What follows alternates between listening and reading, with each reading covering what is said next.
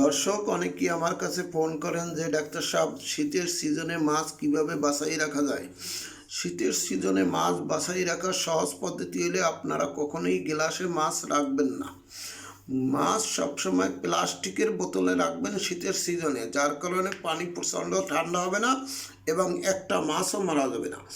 আমি 4-5 বছর যাবৎ এই ট্রেনিংটাই চালাচ্ছি যে শীতের দিনে যেন মাছ একটাও মারা না যায়। আমার একটা মাছও মারা যায় না ইনশাল্লাহ। সমস্ত মাছই আছে আমার এখানে, হাজার হাজার মাছ আছে। একটা মাছও শীতের সিজনে মারা যায় না প্লাস্টিকের বোতলের ভিতরে রাখলে। গ্লাসে রাখলে প্রচুর ঠান্ডা হয়ে যায়, এই জন্য মাছ মারা যায়। এখন দেখেন এইখানে অনেকগুলো বাচ্চা আছে, দেখেন একটা বাচ্চারও আমার শরীর খারাপ হয় নাই, প্রত্যেকটা বাচ্চা ভালো আছে। এই দেখেন, এই আমার পাশের ঘরে প্রচুর মাছ রয়েছে, একটা মাছও আমার শরীর খারাপ হয় না এবং একটা মাছও আমার মারা যায় না।